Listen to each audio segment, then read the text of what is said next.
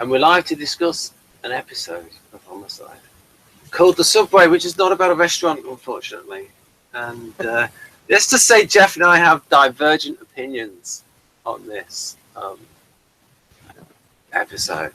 So take it away, Jeff. All right, so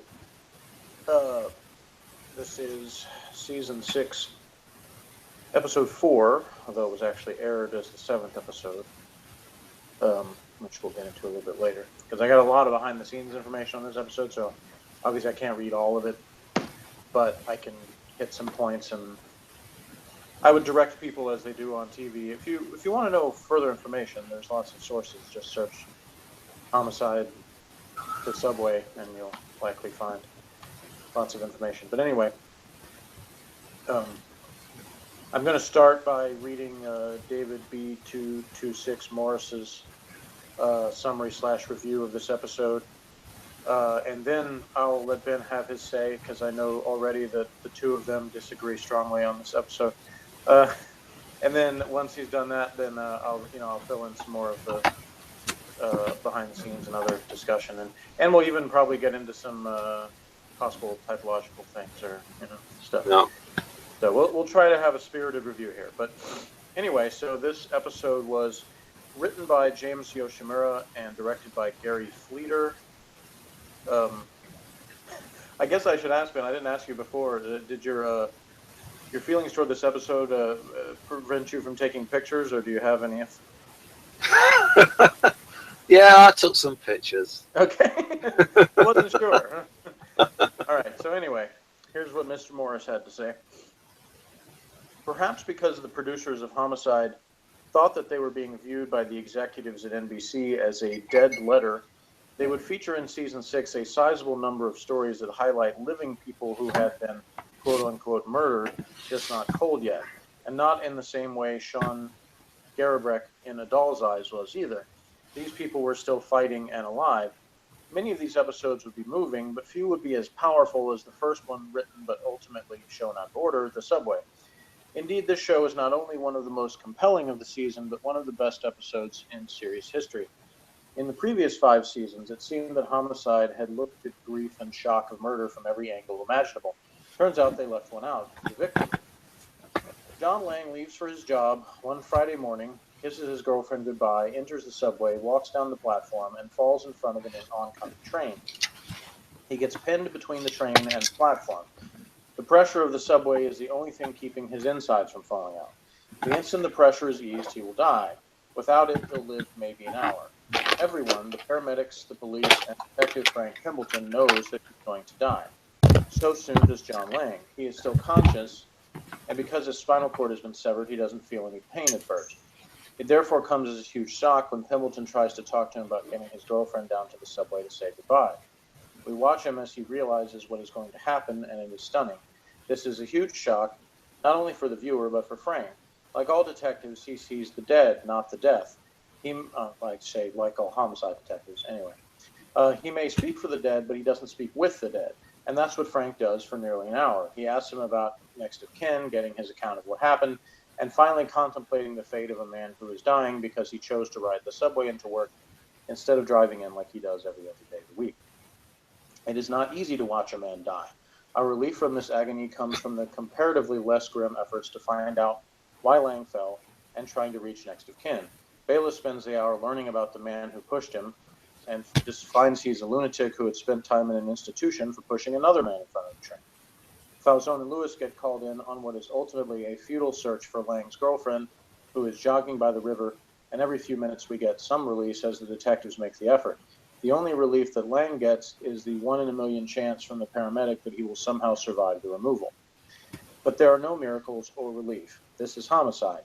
Lang's death is random and arbitrary. Falzone and Meldrick never locate his girlfriend, so he never gets to say goodbye.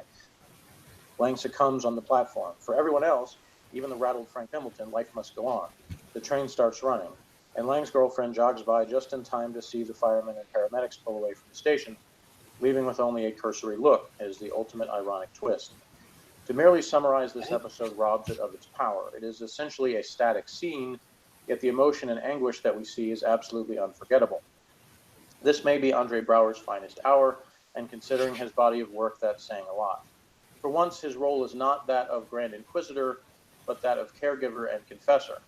He will be the last person that John Lang will ever talk to, and he must keep the victim calm, relate to this man, while keeping his own emotions in check. It is an extraordinary work. Braugher would win his only Emmy this season, and it's hard to imagine a better example of his range and ability. Just as brilliant is the work of Vincent D'Onofrio as John Lang. The range and power of his performance is astonishing. He shows more human emotion in this 1 hour than he has ever done in 5+ years as the lead on Law & Order: Criminal Intent. His work is riveting and absolutely unforgettable. Watching a dead man go through the 5 stages of grief is not something that is easily forgotten, and D'Onofrio pulls it out without a hint of overacting. This is the work of an astonishing performer. The Subway may be the most famous episode of a remarkable series. The praise from critics bordered on the extraordinary. It received 2 Emmy nominations, Best Guest Actor for D'Onofrio and Best Teleplay for James Yoshimura, and also plus probably Braugher's. It would win an unprecedented 3rd Peabody Award for the series and an Edgar nomination for Best Teleplay. It would later be featured on a PBS episode of Frontline. But its force and performance are among the greatest of any episode of television that I've ever seen. Never has it been more clear that a murder means that a man is dead. For those reasons, I consider The Subway one of the best episodes of television ever. And even then, it's only one of 5 episodes of the series that I consider the highlights of the series. That's how high the writers and actors of Homicide set the bar. My score, 10. So that's what he says. Now for the rebuttal. Here's Mine is -8. In the -10 is the worst, and it gets 2 points added up for 2 funny lines with a scene with Lewis and the Italian guy. I've forgotten his name. Falzone. Yeah. So that bumps it up to -8. The things there, the reason why he likes it, it's to do with, and I would admit this is completely subjective. We're not talking about technique here. It is, for me, the reason why I dislike this episode, and it's completely subjective, is just that I really dislike the character. He's an arsehole. I don't care that the arsehole dies. And my opinion of his acting is, yeah, it's okay, but it's not good enough for me to play an arsehole. It's very hard to play. For me, it's very hard to please me when someone is playing an arsehole, and for the acting to sort of like overcome that. So it's a completely subjective thing. I can see why he likes it, because 1, he thinks the acting's good, and 2, he reacts to the person in that position. But I'm seeing it and I find it funny. I don't see it because of the way it's acted. I just see it as funny when it's like they're trapped. I don't see him, the pathos and stuff coming through. But yeah, a lot of it is, it starts off where it shows this guy pushing people around. You know, when he's going through the crowd and pushing people around. Uh-huh. But that is about me. I instantly make a judgment about this person, and this person is an asshole. He never, in his review, David B26 Morris or whatever it's called, he never refers to the fact that the guy is unlikable. I thought he would have written something like, they make a character who is unlikable, make the audience feel sympathy for someone who is an annoying character. So a character I don't like dies. Now, you either have a reaction to somebody in that position or not. So you could take, so let's take it differently. You could have the same episode where the character is, you can have a character in the same situation, so all the plot elements are the same, but the person is, say, a character that I connect with better, that I have more empathy for. If I have more empathy for that particular person, then I would have more of a connection, and I would feel more. Then my reaction to the episode would be different. I didn't connect with that character and or the actor as that character, Lang. I was more interested in, they called him the lunatic, the guy that pushed them off the edge. I was more, and I thought his performance was a little bit better than Lang. So it just comes down to totally subjective, subjective thing. So they could have done. So in all of the scenes that we've had from Frank, where Frank has revealed things, about his character, and in this situation, he's talking to this guy or listening to him throughout the whole of this episode, and the only thing he says that would be like what is said by Frank, he just says, "Oh, he has to, take a crap in a bowl or something, and then it's embarrassing." That's about it. It's not even an episode that gets anything out of the character of Frank.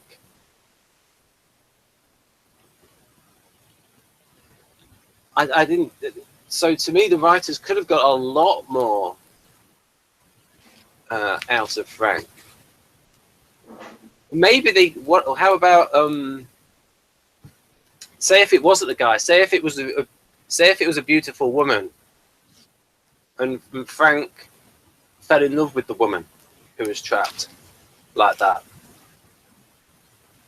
Or if you want to go even hardcore, even more extreme than that, well, say if it was Frank's wife that was trapped. Frank's pregnant wife. So you could go even more extreme if you wanted to. Or you could make it a member of the regular, but so to me, it's not. My criticism is not an objective thing in terms of technique, like Robert McKee's structure and stuff. It's a purely subjective thing about whether I connect with the arsehole character or not. Now, part of that, now in terms of typology, I identify as an INTP, and INTPs generally do not like pushy people. And so they tend to have harsh judgments towards pushy people. And so I'm having a harsh judgment towards Lang. I don't care that he's dead. Right. Back to Jeff.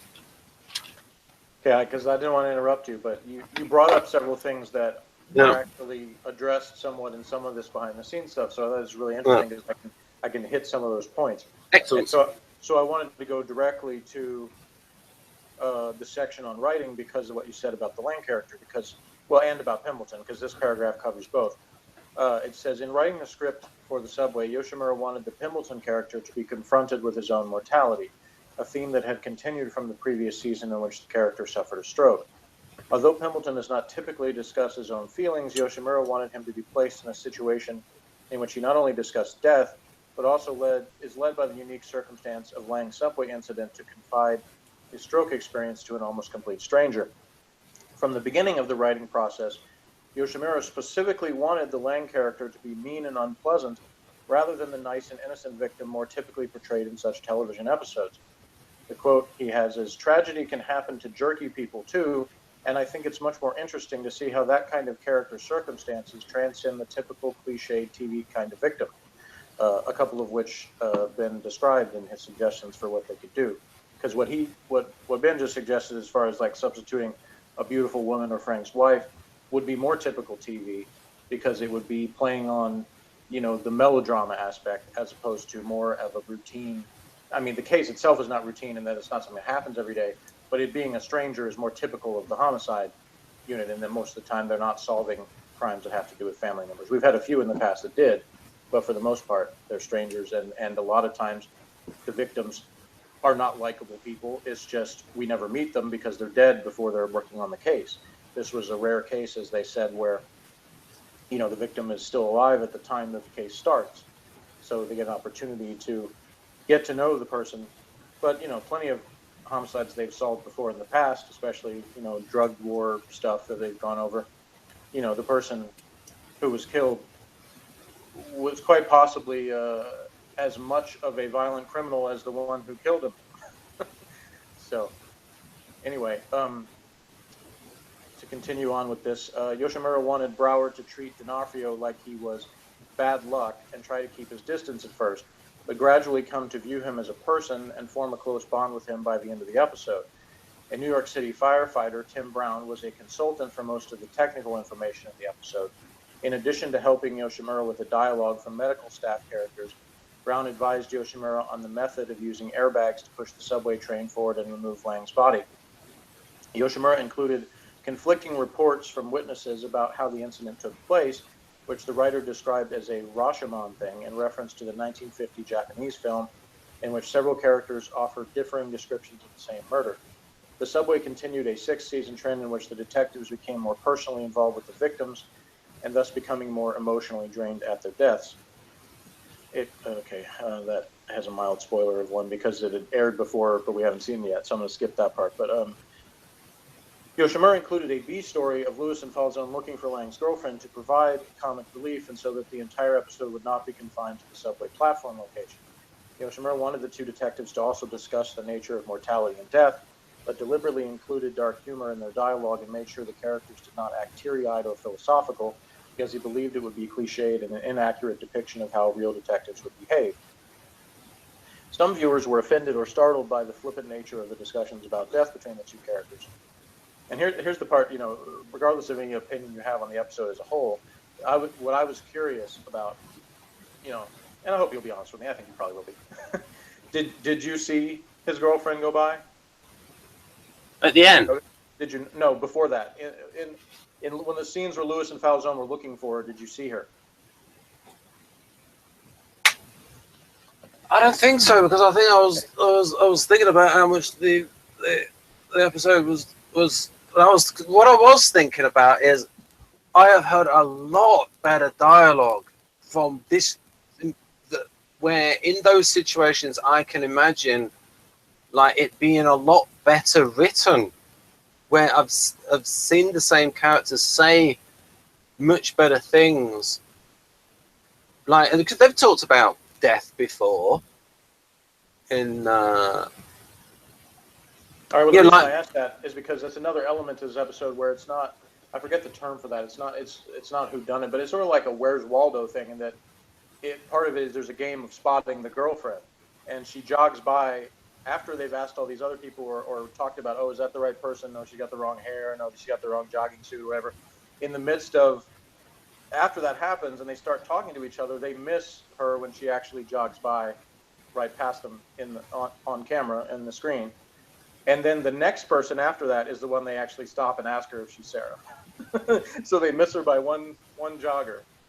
And it says that in here that Lang's girlfriend jogged behind Lewis and Falzone during a scene in which the two detectives are distracted in a discussion.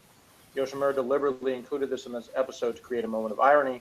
The line by Falzone to a jogger, "Are you sure you're not Sarah?" and Lewis's mocking reaction to the question were both ad-libbed by the actors. Executive producers Barry Levinson and Tom Fontana reviewed the script after it was finished and made minor suggestions for changes. In the original script, Yoshimura made Pemberton more confrontational with the firefighters and emergency personnel, but this aspect of the script was changed when Fontana suggested it was too distracting. NBC executives indicated they would have preferred Lewis and Falzone to find Lang's girlfriend and bring her back to the subway station before Lang died. But Yoshimura described that scenario as a typical TV ending and was vehemently opposed to such a change. Fontana also defended the original ending because he said Pemberton ends up filling the role that Lang's girlfriend would have filled. There's also notes about that the censors provided 17 pages of notes, which was usually they said it was about 3 or 4, so it was a lot of it was the language. They had made Lang a lot more profane, and they eliminated several instances of the words ass and bitch from the script.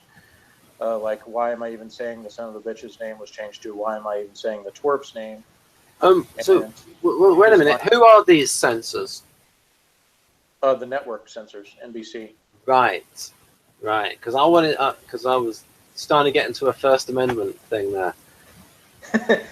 Yeah, no, it's not the First Amendment, because all that says is that they can't arrest you for it. Which even that has some. But technically, though, I mean, as we talked about before off air, the FCC, right? Yes, they can regulate the technical aspects of network television because it has to do with radio waves, but they shouldn't be regulating the content of television, should they? Well, I mean, I personally think, especially nowadays, with as many choices as there are and as many different filters, it is harder to pay attention to like what children are taking in.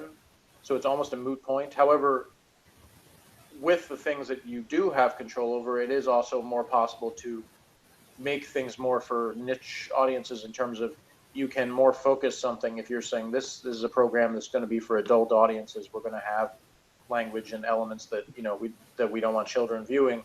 It's easier to find ways to target those to adult audiences where, in the old days, quote unquote, when you only had a few channels, it was more like, or the kids are going to see the same thing the adults are going to see. So I don't know. I could have endless arguments about that.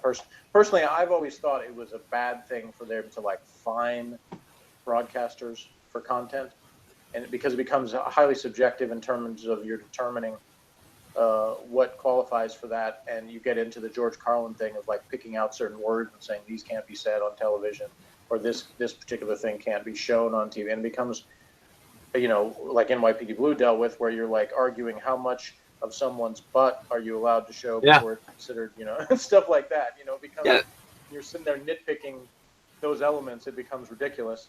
Yeah, but it's like you know why the FCC has been set up? Because it's like with pirate radio stations. When somebody has a pirate radio station, the frequency that they broadcast on could interfere with other frequencies.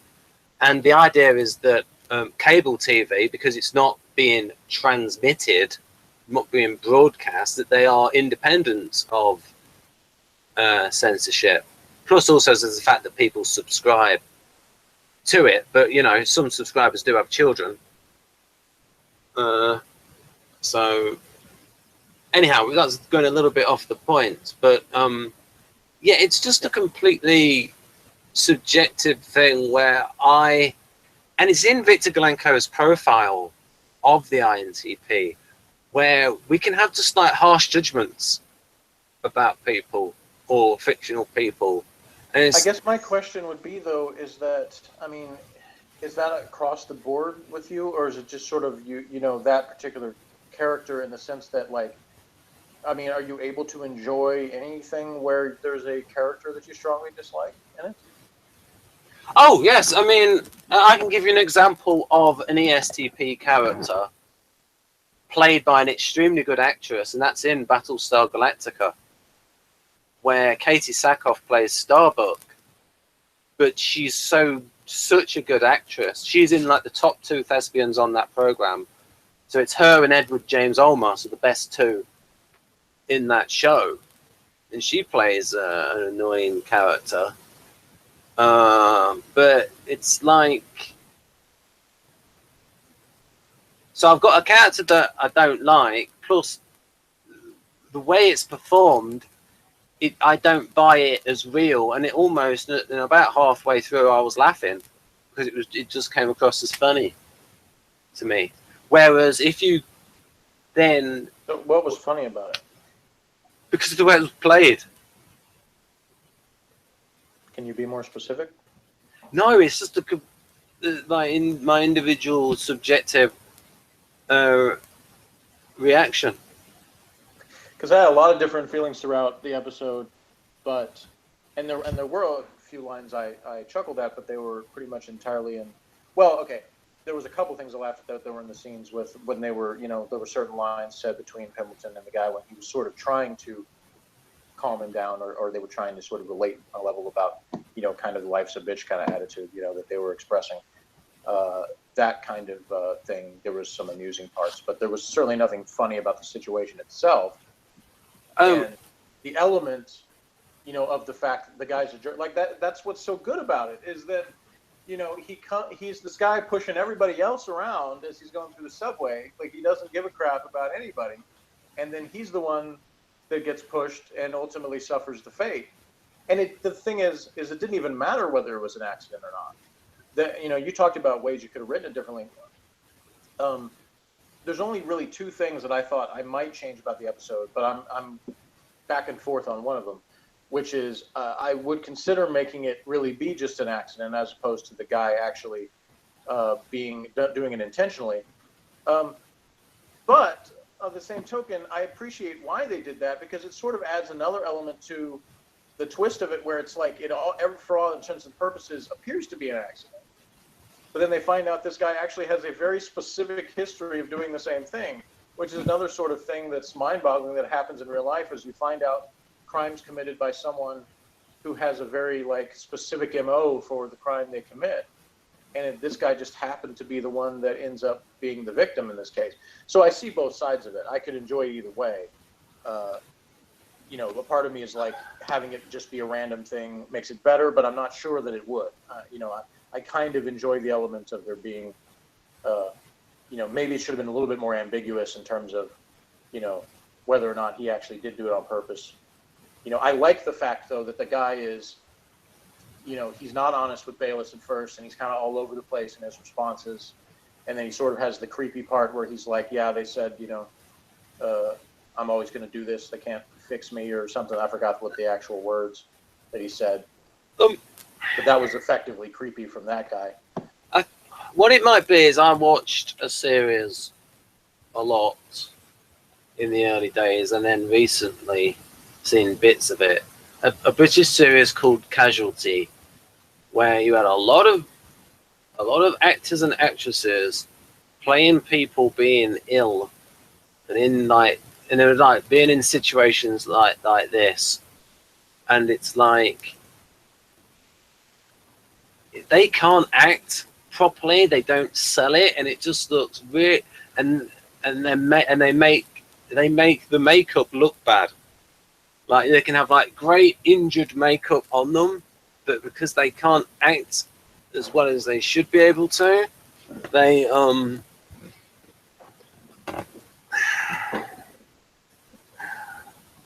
a lot of it is me it's disliking the character and hurry up and die. This bit is boring me. And that's the one element that I can completely understand. Even though it doesn't bore me, I can fully understand how it could bore anyone. Like, in terms of, because there's not a lot of actual action. So people that, require that, or at least prefer it, I could see how it would be boring. To me, I like it because that in itself, the boredom aspect of it is in itself, ironically, a strength of it. Because what this episode hits home more than anything else is, I've said over and over again in these reviews, I've said a continuing theme of Homicide is that life isn't fair. Things don't turn out, well for the people who do good, quote unquote. You have lots of seemingly random things that happen that don't have justifications, that don't have good explanations. And not everybody has all the answers. And what's a great thing about this episode is, with Pendleton, is it shows him, like, he almost says more than anything else in the episode the words, I don't know. He keeps saying, I don't know, in response to things, because he doesn't know, and he's honest about it. He doesn't keep, I can't stand when they have TV characters, and I'm not saying this is unrealistic in itself, because there are real people who constantly say things they don't know. They constantly, you have medical people that say, you're going to be okay, you're going to make it, when they don't really know if they will. because the idea is you're trying to get the victim, the person in that position, to believe in themselves, that mentally that can play a factor in survival. So I understand why some people do that, but I do get kind of tired of that being portrayed in TV, where they're always saying, everything is going to be okay when they don't know that. And in this episode, everybody is honest about not knowing that. And Wendy Pratt, I did not enjoy her on One Life to Live. I didn't think, part of it was she was a recast, and the previous actress who played that part was better, in my opinion. But I thought she was actually pretty good as the paramedic. Yeah. She's realistic in that she's just trying to do her job. Yeah, she was okay. She's closer to your opinion of the guy in terms of she doesn't care about this guy, but she's still trying to save him because that's her job. Yeah, I mean, and that's what the continuing thing in this is. Everybody is just doing their job. Yeah, there was. The bleakness of it comes from just the reality of it's so much closer to real life, because what I've encountered, there's so much glorification of cops, medical personnel, things where everybody says they're heroes and all that stuff. Right. There are heroes within those professions, but not everybody is. And they're not always heroic, and a lot of times they don't know what they're doing. They're poorly trained, or they forgot their training, or their attitude is bad, or they just are not assertive enough to really, to do what they're supposed to be doing. Yeah. And so anytime I see medical personnel or cops or other people like that, authority figures or people that are in those positions, emergency type situations, portrayed as, not necessarily knowing what to say or do in every situation, I enjoy that, because to me it's closer to reality than the kind of, glorification. There's another word I can't think of that where they make someone to heroic that isn't really, but and that's not like a diss across the board in emergency personnel. I realize maybe I realize that they have a tough job to do, and everybody else, they work long hours, and that's kind of the point, is that you can't expect people to always be on top of their game in everything they do. And when you're in when you're at a job where your job is to save someone's life on a regular basis, you kind of need to be, but you can't always be. There's going to be times where, there are times that people die because emergency personnel screw up. That's just the facts. And that's why there's this, a ton of lawsuits over that sort of thing. So I can both simultaneously realize how difficult the job is, and that there are heroic actions taken by people in those professions, and also realize that they're certainly not perfect, and there's plenty of people who don't have a good attitude at all, and are just want the paycheck and really don't care about the people they're involved with. And I've dealt with people from both sides of that. But in terms of doctors, it's rarer that I find a doctor that actually seems like they communicate as a human being. But when I do find one, I like it. Like my current doctor is somebody, who is very easy to talk to, because he comes across very laid back, and he's relaxing in the way he talks, as opposed to the whole time talking to you like you're wasting his time, like most doctors I've encountered in my life. So anyway, so that's one of the many things that I love about this episode, is that every bit of personnel is portrayed realistically. And part of that is, reading from behind the scenes information, is that they actually had, even more consultants than they usually do. They usually have police consultants, but they had fire and EMT type consultants as well, to make sure that the dialogue and the actions of the people were close to what they would be doing in a real life situation. And reading this part about the conception of it, James Yoshimura, who wrote the episode, said he first got the story idea from watching an episode of the HBO series Taxi Cab Confessions. There was a show that featured hidden camera footage of taxi passengers discussing their lives with drivers. And in one episode, there was a New York detective who discussed an experience where the same thing had happened. A man had fallen down the subway thing in New York City. And so that's where he got the original story idea. And he sort of, took it from there. And it says he pitched the show to the production team in May 1997, and that the episode was discussed and well received during a roundtable discussion involving Barry Levinson, Tom Fontana, and David Simon. And during that meeting, they suggested the transit authority should be pressuring the police to resolve the homicide quickly and get the trains moving. Again, an element which Yoshimura eventually added to the script. That's another realistic thing. That's what they're going to be worried about. Transit authority is the whole subway system is down because of this, and we're trying to get it going again. Another thing that's what they would be worried about. So it's right on target. Levinson suggested ending the episode with the detectives walking back to the surface, then feeling the hum and vibration of the train, starting back up under their feet. This suggestion, however, did not appear in the final episode. And it just has a little bit about how they were being pressured to beat Nash Bridges in the ratings.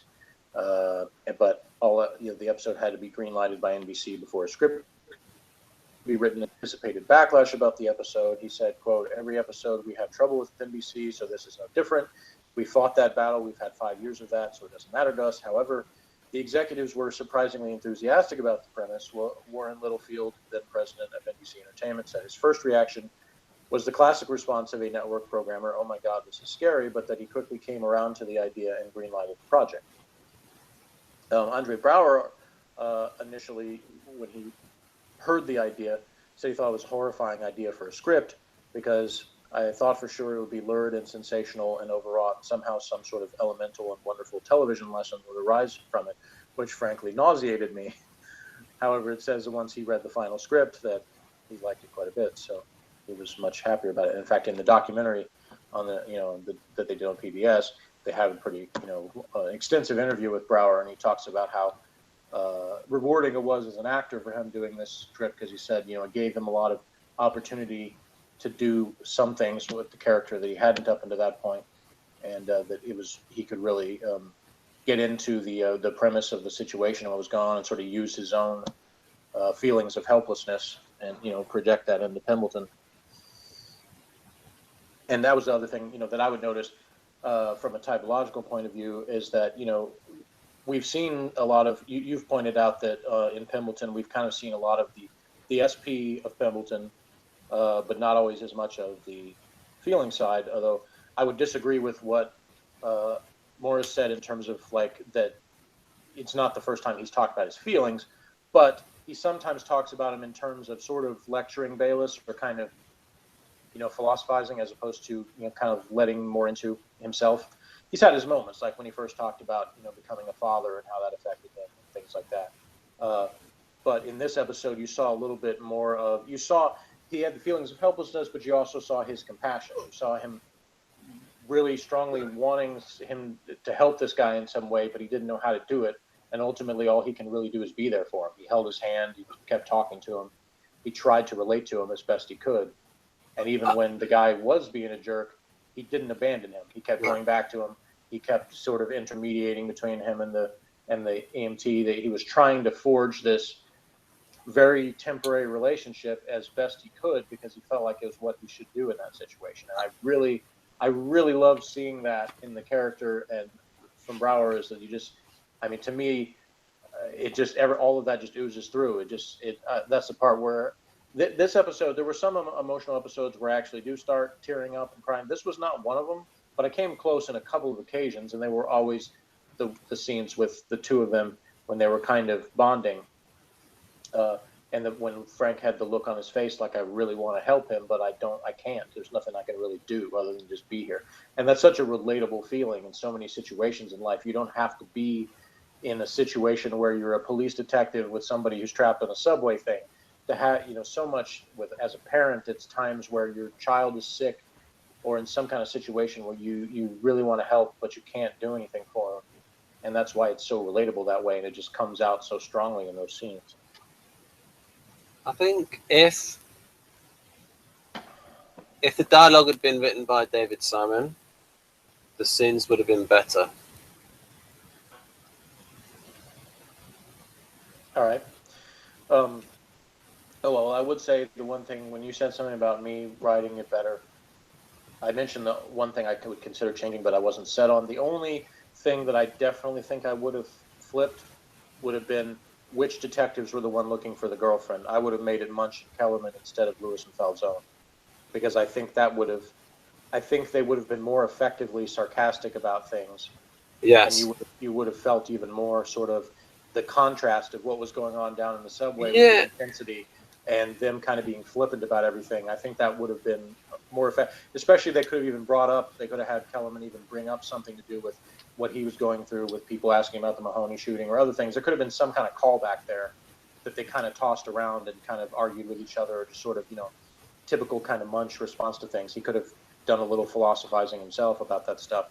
And I think would have been slightly more effective. But it's kind of a nitpick, because I still think the episode as a whole is really good. But I would have substituted Munch and Kellerman for Lewis and Falzone. That's really the only thing I can say definitely I would have done differently.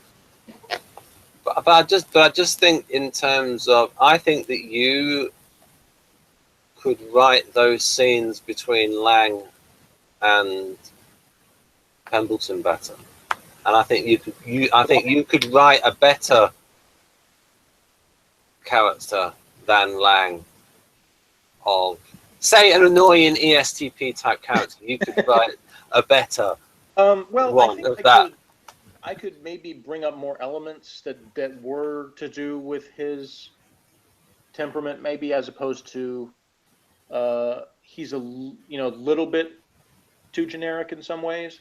But again, it's kind of, I can again see the other side of that, because it's sort of like, well, he's not going to have enough time to really get to know him that well. But it would have been nice for him to say a few things more about sort of his, philosophy or his take on life. Although he has a few things he says, about, and he's a salesman. So my guess is he probably is an STP of some kind. But I don't know that for sure, of course, because I didn't write the character, and that wasn't probably discussed in that particular element. But I certainly think he is he's believable as a character in terms of the elements he goes through, and he, again, it's like, the victim doesn't have to be interesting, doesn't have to be nice, doesn't have to be beautiful, doesn't, all of these things that would be more typical TV, and they don't have any of that. They highlight the ordinary, and that's what I love about Homicide. That's the best thing about it to me, is that, and that's what David Simon's original intention was with the book, was to highlight ordinary police work, and to say it's not the glamorous stuff that you usually see on TV.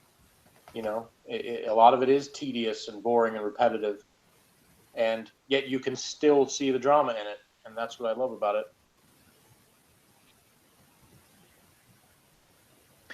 There's a note in here also about that Vincent D'Onofrio's agent is apparently as big of a jerk as Lang, but D'Onofrio himself isn't, because what happened was the agent said that D'Onofrio was basically would never work in television. He's going to be this feature movie actor, so I'm not even going to suggest him. But then the casting director, Brett Goldstein, mailed the script directly to D'Onofrio, and the actor liked the script and agreed to play the part. The agent later contacted Goldstein a second time, and they got into a dispute over how much money D'Onofrio would be paid. Yoshimura said that D'Onofrio was not the kind of actor he originally envisioned for the part, although he later praised his performance. D'Onofrio said he was attracted to the part based on the strength of the script and the reputation of Homicide: Life on the Street. Fleeter, D'Onofrio, and Andre Braugher had only between 2 and 3 hours to read the script, discuss the characters, and rehearse the material. But Braugher said he was extremely satisfied with Yoshimura's final script. Bruce McVitie is the name of the man who played Larry Bedron, the one who pushed him. He auditioned for the role by mailing a tape of himself performing to the show's producers. Yoshimura had previously seen McVitie perform on the New York City stage and thought he was a wonderful actor. He settled on him not only on his acting, but also his short physical stature. And Yoshimura said, "I'm watching this tape and I'm thinking, yeah, this little guy, who would suspect this little guy to have these murderous kind of tendencies?" So that was, an additional thing. Yoshimura said that he particularly enjoyed Wendy Pratt's performance as the medical technician, because she's not playing at all sympathetic. This guy's a pain in her ass. Sherry Elliker, a WBAL disc jockey from the Baltimore area, made a cameo appearance as a witness in the subway, and they're asking various people what happened. She's one of those people. Then we get into a little bit of the stuff about the filming and the stuff. Not only do you have the network to deal with, but you're filming this in an actual subway station in Baltimore. And so initially, the transit authority is like, we're not sure we want to have a TV episode that portrays this as happening in our subway, because we don't want people to stop riding the subway because they think this is going to happen. So, which is perfectly understandable. But there's a thing anyway. In the London Underground. There's been a saying for decades: mind the gap. Mind the gap. Yeah. Does that mean don't fall over? Yeah, don't mind the gap. Yeah. What did it say in places you've been, Jeff? Huh? What did it say? Stay away from the flipping edge? What did they say? Oh, I don't remember specifically. As not a big city dweller myself, I don't have a lot of experiences with subways. I have a few, because I've been to New York City once. I've been to Washington, D.C. twice. So I have a little bit of experience on visiting and trips, but not a lot. The biggest I remember was actually from a song where they keep saying, "Watch the closing doors," because, there's people that get the doors close on them. So that's another issue besides falling. Well, I mean, the doors in the UK, I mean, the doors are, you see, trains do tend to be rather old-fashioned in the United States because of that. There's not as a proper free market in trains in the United States. That's why if you check it out, folks, the average speed of an American train is not too great. Anyway, it says 7 days of pre-production began August 15, 1997. On the first day, Fleeter, the director, met with Yoshimura and Fontana to discuss the script and the director's vision for the episode. Fleeter suggested modifying the prologue and storyboarded the introduction, which was included in the episode. The new prologue involved commuters coming down to the train station while a street band performed, leading up to the subway accident before the opening credits rolled. The song featured in this prologue, "Killing Time," was written by Lisa Matthews, the lead singer of the Baltimore area band Love Riot. Matthews also had a brief cameo in the subway as one of the witnesses to Lang's fall. It was filmed at Johns Hopkins Hospital Metro subway station, and at the request of the authority, the subway was renamed the fictional Inner Harbor Station during filming, because they allowed them to do it but wanted to distance themselves from it. They didn't want people to go to that specific thing and be like, oh yeah, this is where that dude died, and then try to, they were worried about people, I guess, maybe trying to reenact the scene or something, because everyone's always worried about lawsuits and stuff like that.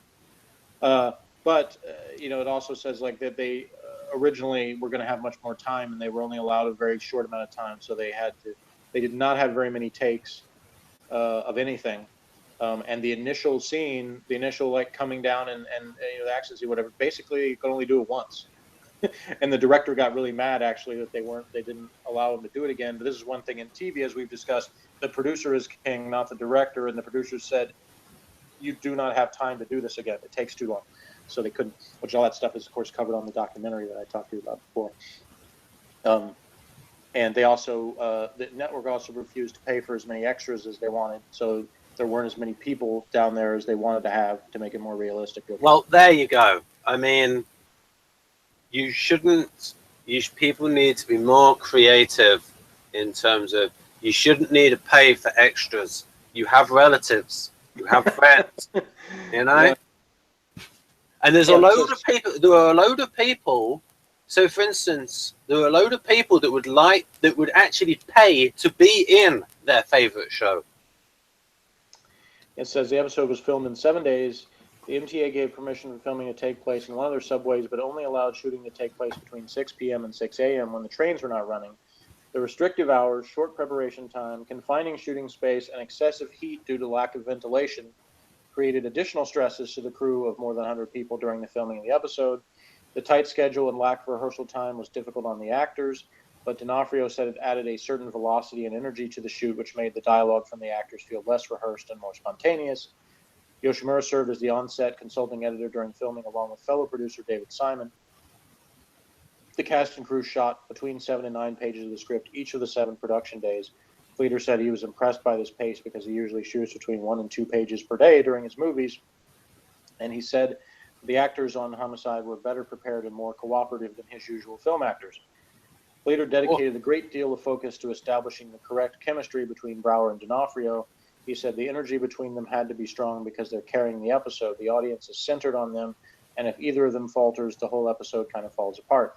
The first day of shooting had to take place outside the subway station, so all outside scenes were shot first. As a result, the final scenes of the film were shot on the first day. Among those scenes were Pemberton leaving the subway in the days following Lang's death. Yoshimura deeply regretted that this was one of the first scenes shot because he felt the performance would have been more moving if Brower had some previous dramatic interaction with D'Onofrio. I think, though, that he still carried it off extremely well despite not having it. It's another case for how good an actor Andre Brower is. Yeah. Now, at this point, directors, or maybe it was just a tradition in the industry, how about using your actual brain and using more than one camera? I mean, wasting all that time on a single camera setup, use two cameras. I mean, that's the usual thing now. They use two cameras.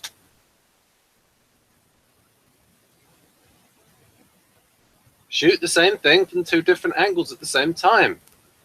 Does it say there how many cameras they used? It took them so long to move to two cameras. It really did. Because what it was is there was this division between... you've seen a lot of sitcoms, Jeff, and you've seen Doctor Who. You know that Doctor Who, when it was in the studio, they would do multi-camera. And a lot of times multi-camera would, it might look bad. Because they've got like 5 or 6 cameras and television cameras and film. They had a single camera set up, but it took them so long to just like use their brains and go, hang on a minute, if we use 2 cameras, we can get this shot a lot quicker. Time is money. And now that's the new normal, to use 2 cameras. Is there anything about that? Because they're saying now about shooting such a small amount of... I don't see anything specifically, but I just sort of skimmed through it. I didn't read every word. But this is an interesting part, I think, that says many of the firefighters appearing as extras in Subway were actual Baltimore firefighters. Yoshimura said that you can tell the difference in the scene between the firefighters who appear to be running in the episode were the actors, while the real firefighters walked slowly, because based on their real-life experience, they knew that there would be no rush in a situation involving a fatality. Yeah. Although power on the railings were turned off during shooting, the crew and producers were not aware that some residual electricity continues to run through the cars even after the tracks have been shut down. At one point during the shooting, D'Onofrio felt a charge of electricity run through him and said, "I'm feeling something really strange here." The crew initially believed D'Onofrio to be ad-libbing a line of dialogue in character, but eventually realized he was being electrified for real. When the MTA explained about the residual electricity, the crew installed rubber insulation so that D'Onofrio would not touch the metal of the train and experience any electricity. Fleeter was impressed that D'Onofrio continued with the shoot and said most actors I worked with would have left the set at that point. Well, so it says, in order to make him feel better. I partly believe that. I mean, he's got experience, so he probably knows what he's talking about. Yeah, but you know what I mean? I mean, when you want to make someone look better, you say, well, most people would, you know what I mean? It's like, can't be a way of buttering people up, like saying nice things about them. But, it's just a minor thing. So Subway was originally scheduled to air during the 1997 November sweep season, but lower than expected ratings for the 3-part 6-season premiere Blood Ties prompted NBC to move its broadcast date to December 5th and heavily promote it. The strategy also gave the press more time to preview it and generate reviews. Warren Littlefield said, "The feeling was, let's get out of the insanity of the sweeps and say this is a little different. Hopefully we'll bring more people to this episode." When all the Nielsen ratings markets were accounted for, the Subway was listed as having been seen by 10.3 million households.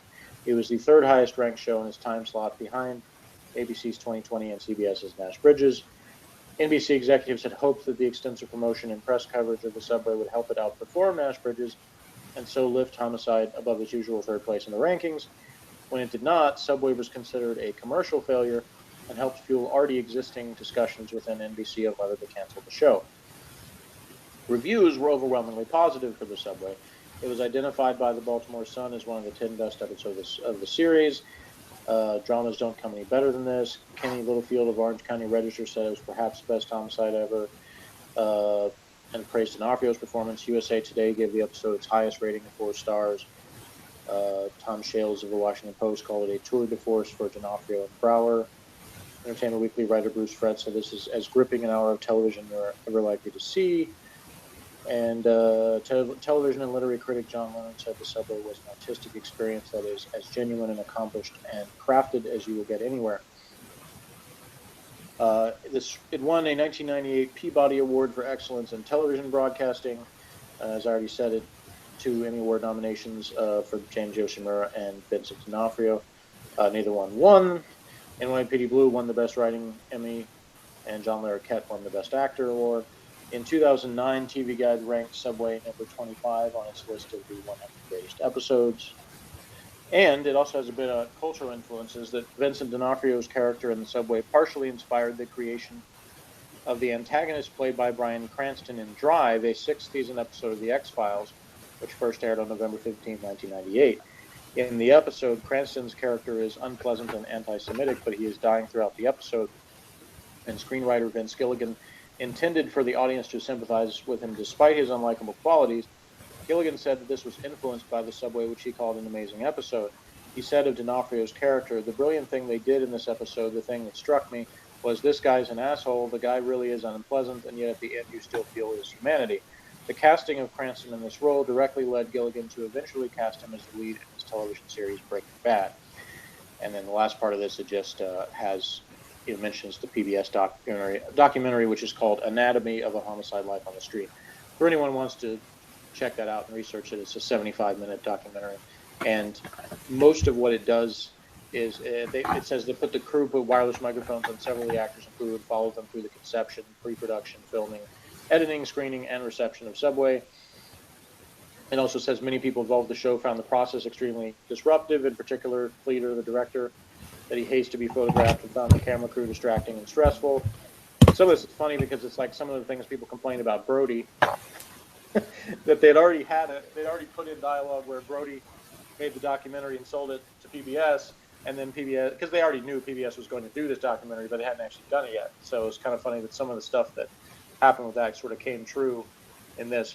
But anyway, for anybody who wants to check that out, obviously they can do so, because it's a really fascinating thing, and there's some extensive interviews with people. You get some really good behind-the-scenes stuff about not just this episode, but kind of the way Homicide worked and the kind of struggles they were going through just to try to stay on the air at that point.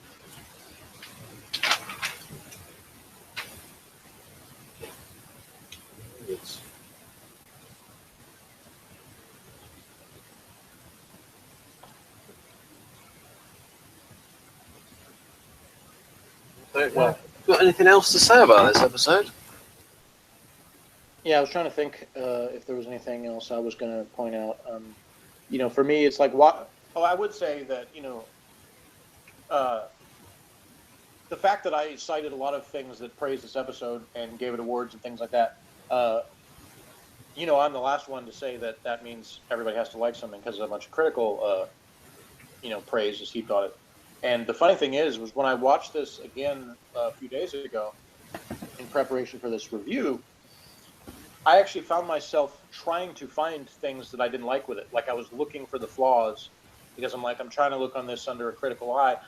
And the funny thing is everything that I was coming up with was all things that in a way were positives for the show. So it just sort of reinforced, to me that the things I could say about it, how gut-wrenching it is, doesn't make it in any way bad. It just means it's, the intense, it's tough to get through, but not because it's bad, but because it's just an intense experience with all of these things being reminded so bleak. And so that's why I was fully expecting, that you would say that, maybe it was too dark or depressing for you, since you mentioned that about previous episodes, that this might, it's right up there. If it's not the most depressing episode, it's right up there. So, but the other thing I thought was funny is right before we went on the air to do this, I was looking through, old TV guides from '88, as I've been doing lately. And one of the things it does is the channel that was showing a Doctor Who episode that week, it was Kinda. And my immediate thought was, that's a good one. We found your Kinda. because my viewpoint is like Kenda is an episode that has a lot of praise by critics and other people that have said it's all this brilliant stuff, and I think it's awful. So remember this. The way you feel about this episode, that's how I feel about Kenda in terms of it being this, right. I don't get it kind of thing. In terms of it's totally not my cup of tea, and maybe that's the case. Well, if you don't like Kenda, perhaps you might want to buy this book, Doctor Who: The Unfolding Text. This has a whole chapter on Kenda. Okay. Because it's about and it's quite cheap. Now, I originally got it from the library on interlibrary loans, and it was like, if I don't bring the book back, I've got to pay £75. So what I did is I bought this from the United States. So you see there. I mean, so there you go. Kenda, conditions of production and performance. So you've got over 50 pages on Kenda, and about people trying to understand it and talking about what the story means, things like that. And I certainly could not come up with 50 pages about it, but I believe I did read you my review of it, which was, I don't know exactly how many pages it would be in a book, but it was a lot shorter than 50. That's for sure. But it sounds like, as we wind this up and get to our ratings, I gave Kenda a 2 out of 10, and if I understood you earlier, that was what you were giving this, because you said -8, but I didn't know if you meant like actual -8, like 8 short of 0, or whether you just meant -8 from 10, so it would be a 2.